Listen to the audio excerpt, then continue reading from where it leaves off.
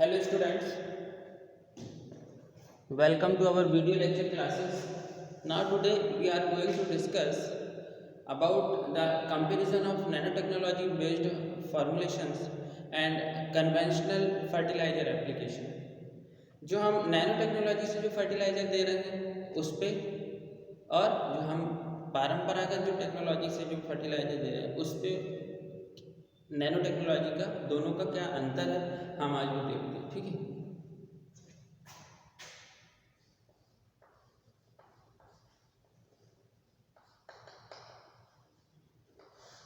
एक एक हेड पे हम बात करते हैं। सबसे पहले हम बात करते हैं solubility and dispersion of mineral micronutrients. Solubility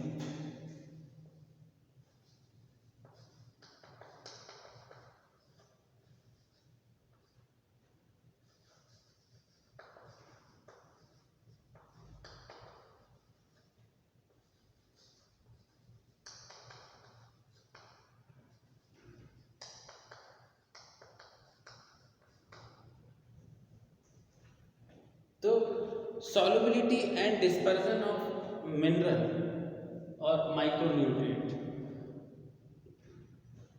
nano fertilizer के थ्रू अगर हम जाएं, nano technology enabled technology, nano fertilizers enabled technology से हम जाएं तो नैनो साइज्ड जो फॉर्मुलेशन होता है, nano sized formulation of mineral micronutrient में improve solubility and dispersion of insoluble nutrient in soil, reduce soil absorption and fixation and increase the bioavailability। मतलब हम नैनो फर्टिलाइजर की बात करें यहाँ पे,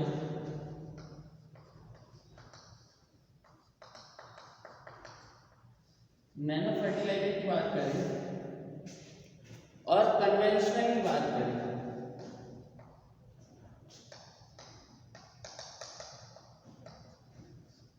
कन्वेंशनल फर्टिलाइजर की बात करें तो नैनो फर्टिलाइजर जो है इस पे क्या होगा, nano sized formulation of mineral micronutrient में improve solubility.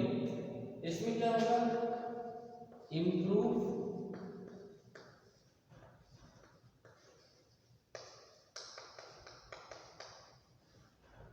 Solubility.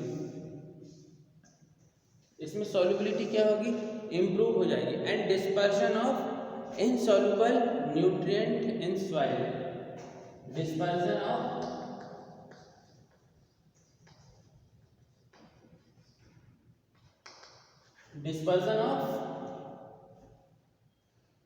insoluble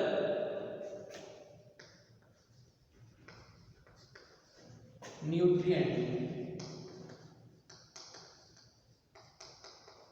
in the soil। मतलब इसमें सॉल्युबिलिटी इंप्रूव हो जाती है और जो इनसॉल्युबल न्यूट्रिएंट है वो डिस्पर्स्ड हो जाते हैं, डिस्पर्स्ड आउट हो जाते हैं। Reduce soil absorption, reduce soil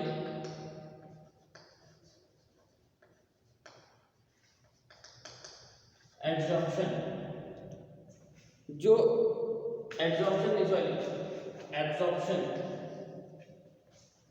मतलब सॉइल जो एब्जॉर्ब जो करती थी माइक्रोन्यूट्रिएंट का वो रिड्यूस हो जाएगा। सॉइल को एब्जॉर्ब नहीं करना है, हमको किसको देना है, माइक्रोन्यूट्रिएंट प्लांट को देना है। तो हमें ये जरूरी नहीं कि सॉइल ज़्यादा एब्जॉर्ब करे, हमें तो ये जरूरी है कि प्लांट ज़्यादा अपटेक करे।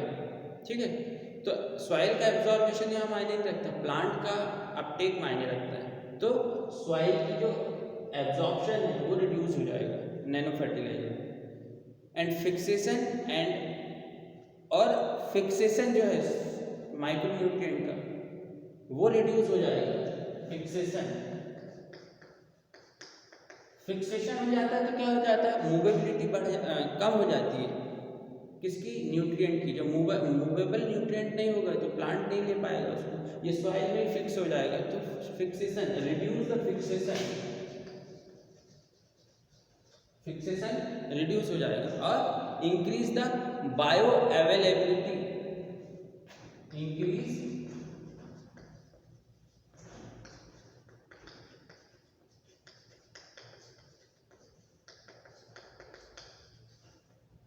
बायो अवेलेबिलिटी बढ़ जाएगी। वहीं अब कन्वेंशनल में देखें, जो परंपरागत टेक्नोलॉजी से जो हम फर्टिलाइजर देते आए हैं, लेस बायो अवेलेबिलिटी, यहाँ क्या हो जाएगा, लेस बायो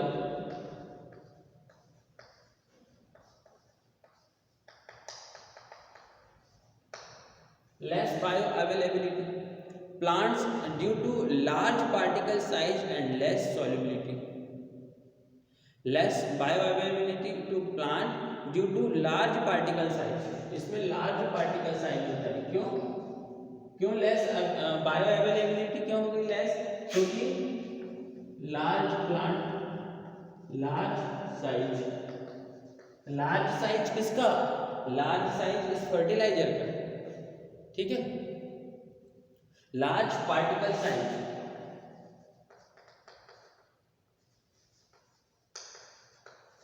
और लेस सॉल्युबिलिटी, ये कैसे होते हैं, लेस सॉल्युबल होते हैं, ठीक। तो ये हमने फर्स्ट पॉइंट देखा किसके through, solubility, dispersion of micronutrient. Second point,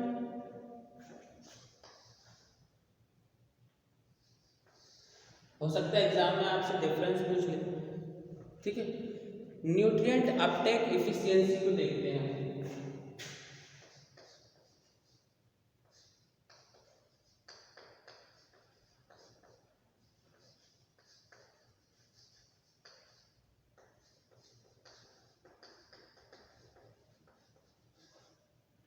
nutrient uptake efficiency, तो nano structured formulation might increase fertiliser efficiency. हमने देखा क्या होता है इसमें, इंक्रीज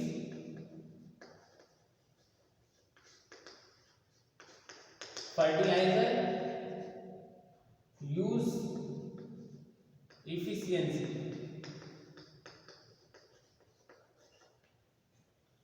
इसमें फर्टिलाइजर यूज इफिशियंसी बढ़ जाएगी। And uptake ratio of the soil nutrient in crop production and save fertiliser.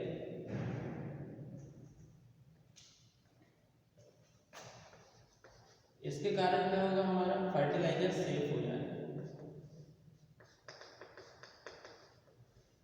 होगा ना सेफ। अगर यूज इफिशियंसी बढ़ गई तो हमारा सॉइल में जो रेसिडुअल बच जाता था न्यूट्रिएंट का, वो हमारा वेस्ट होने से बच जाएगा।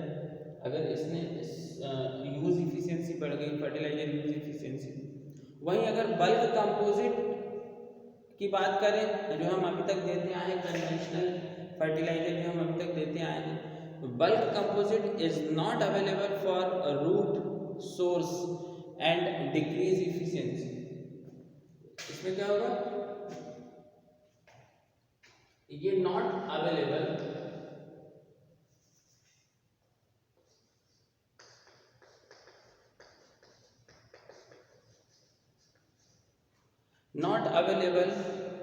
for root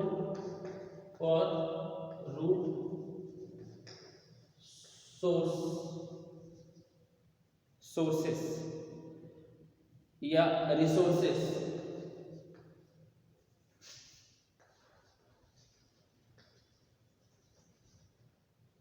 और जिसके कारण क्या होता है, एंड डिक्रीज इफिशियंसी,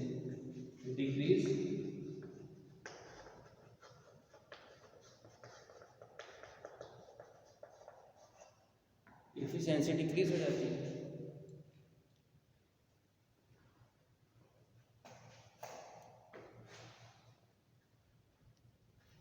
अब हम देखते हैं लॉस रेट ऑफ फर्टिलाइजर।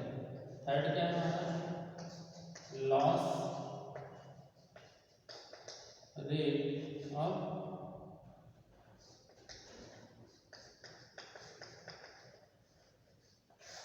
किस रेट से हमारा फर्टिलाइजर लॉस हो रहा है। तो हम देखते हैं नैनो फर्टिलाइजर पे और कन्वेंशनल जो फर्टिलाइजर है उस पे।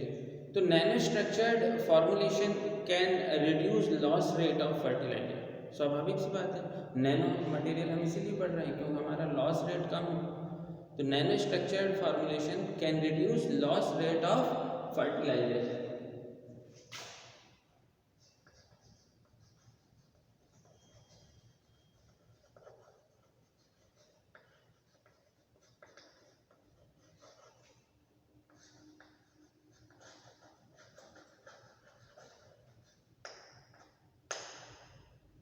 क्या कर सकता है, ये रिड्यूस कर सकता है लॉस रेट को nano material into soil by leaching and और लीकिंग। लॉस कैसे होता है, लीचिंग से होता है, बाय लीचिंग और लीकिंग,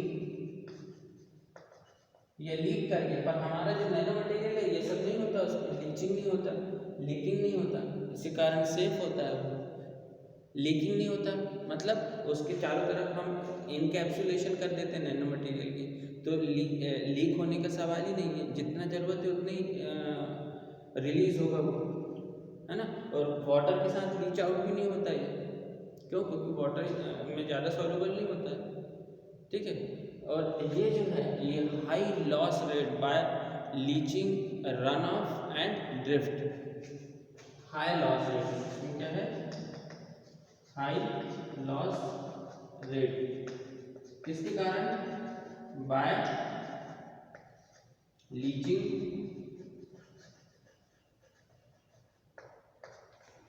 के कारण, रन ऑफ के कारण और ड्रिफ्ट के कारण, ठीक। अब बात करते हैं कंट्रोल्ड रिलीज मोड की।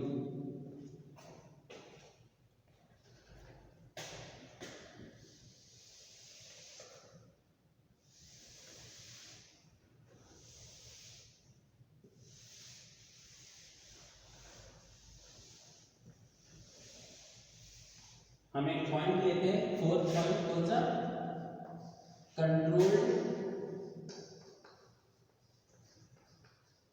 Release mode. Controlled release mode में क्या होता है, नैनो फर्टिलाइजर अच्छा काम कर रहे हैं, both release rate and release pattern of nutrient for water soluble fertilizer might be precisely controlled through encapsulation in envelope form of a semi permeable membrane coated by resin polymer, wax और sulfur। हम क्या करते हैं, wax की coating करते हैं, resins की coating करते हैं, सल्फर कोटिंग होती है। इसके कारण क्या होता है, both release rate and release pattern of nutrient for water soluble fertiliser, जो वाटर के साथ घुल जाते हैं फर्टिलाइजर, अगर हम उन पे वैक्स की, रेजिन्स की या सल्फर की कोटिंग कर दें, पर ये कोटिंग साधारण कोटिंग नहीं है, ये नैनो मटेरियल कोटिंग है, ठीक है। तो both release rate and release pattern of nutrient for water soluble fertiliser might be precisely control, बहुत अच्छे से कंट्रोल कर सकते हैं, किससे, through encapsulation in envelope form of semi permeable membrane. ये सेमी परमिएबल मेम्ब्रेन है, रेजिन्स है, रेजिन पॉलीमर्स जिसको बोलते हैं, पॉलीमर्स, ठीक है। अगर इनकी कोटिंग कर देंगे, क्योंकि ये सेमी परमिएबल है, सेमी परमिएबल और परमिएबल का मतलब क्या है, परमिएबल मतलब अपने से जो भी लिक्विड है या वाटर है या कोई भी फ्लूइड है वो अपने से पास कर देना, एक मेम्ब्रेन होती है, परमिएबल मेम्ब्रेन अगर बात करें तो फुल्ली पास करते हैं, और सेमी परमिएबल बोल दें तो कुछ मात्रा में पास करेंगे अपने से फ्लूइड को, जैसे ये मेम्ब्रेन है तो यहाँ से फ्लूइड आ रहा है, तो अगर ये परमिएबल है, फुल्ली परमिएबल मेम्ब्रेन है तो अपने से पूरा फ्लूइड ये पास कर देगा। बट सेमी परमिएबल है तो कुछ मात्रा में फ्लूइड इससे पास होगा, फ्लूइड के कुछ ही पार्टिकल पास होंगे, जिसके लिए हमने इसको डिज़ाइन किया हुआ है, इस मेम्ब्रेन को सिर्फ उस साइज के पार्टिकल ही पास होंगे, बाकी रिटेन हो जाएंगे, मतलब रुक जाएंगे यहीं पे, इसको बोलते हैं सेमी परमिएबल मेम्ब्रेन। तो ये सेमी परमिएबल मेम्ब्रेन है, ठीक है, ये सेमी परमिएबल मेम्ब्रेन है, जिसके कारण आसानी से हम ये कंट्रोल रिलीज मोड में फर्टिलाइजर को रख सकते हैं। और यहाँ पे क्या होगा, कन्वेंशनल फर्टिलाइजर में एक्सेस रिलीज ऑफ न्यूट्रिएंट क्या होगा, क्या होगा, access release of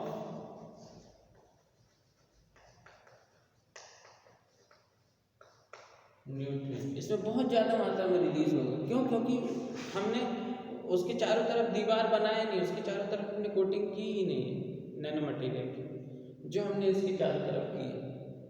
access release of nutrient होगा यहाँ पे, तो वो क्या प्रोड्यूस करेगा, टॉक्सिसिटी प्रोड्यूस करेगा।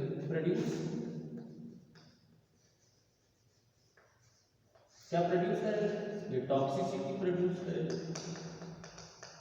और क्या प्रोड्यूस करेगा,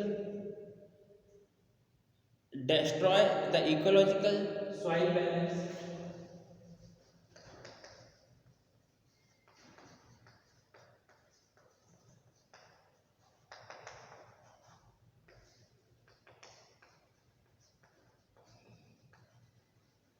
सॉइल को डिस्ट्रॉय करेगा ना, जो सॉइल का जो इकोलॉजिकल बैलेंस है, जो सॉइल की मतलब बफरिंग कैपेसिटी है, जो खुद से सॉइल न्यूट्रिएंट को बैलेंस करती है, जिसको इनहेरेंट प्रॉपर्टी ऑफ सॉइल बोलते हैं, वो खराब करेगा अगर ज़्यादा मात्रा में अगर न्यूट्रिएंट आ गए तो। ठीक है, तो कंट्रोल रिलीज मोड देख लिए हम। ठीक, इसके बाद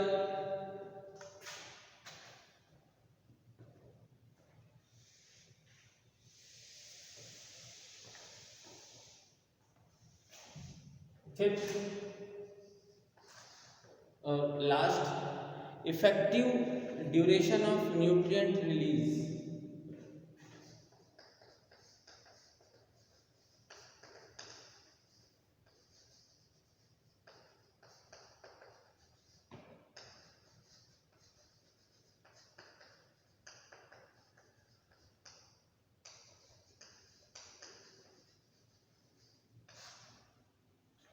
effective duration of nutrient release. ठीक है, effective duration of nutrient release मतलब नैनो स्ट्रक्चर्ड फॉर्मुलेशन है, जो हम नैनो स्ट्रक्चर जो फॉर्मुलेशन है, जो हमारे पास फार्मूला है नैनो स्ट्रक्चर्ड मटेरियल बनाने का, can extend effective duration of nutrient supply from fertiliser into soil. Soil के अंदर जो हम फर्टिलाइजर दे रहे हैं उसमें एक ड्यूरेशन है, न्यूट्रिएंट एकदम से रिलीज नहीं हो रहा है। Nano structured formulation can extend effective duration of nutrient supply, extend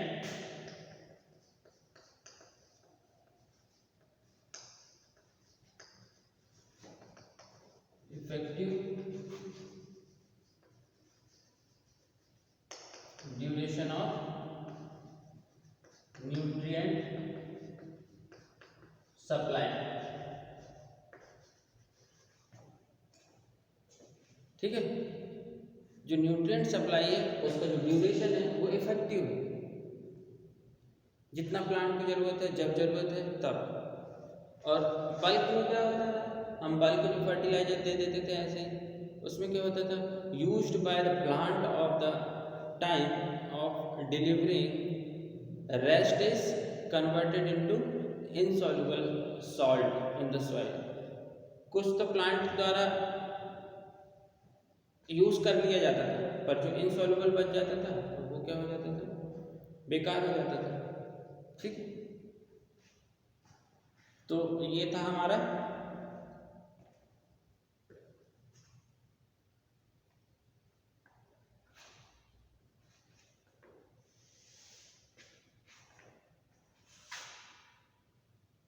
ये यहाँ से चालू है, ये यहाँ पे है। ठीक है, तो क्या होगा यहाँ पे, used by the plants at the time of delivery.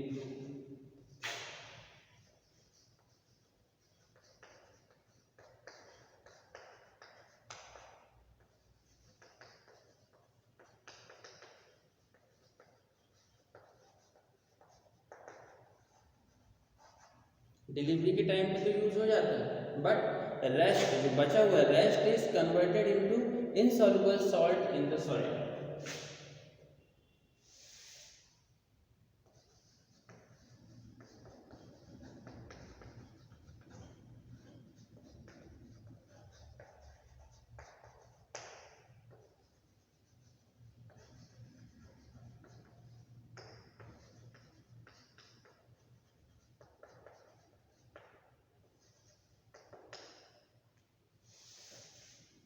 तो ये हमारा डिफरेंस है दोनों में। हमने 5 हेड्स पे देखे कि नैनो फर्टिलाइजर जो नैनो बेस्ड टेक्नोलॉजी है और जो कन्वेंशनल टेक्नोलॉजी है जो हम परंपरागत टेक्नोलॉजी से फर्टिलाइजर देते आए हैं, उनके बीच में इन 5 पॉइंट्स में क्या डिफरेंस है। ठीक है, तो I think it is sufficient student. तो सो थैंक यू स्टूडेंट्स।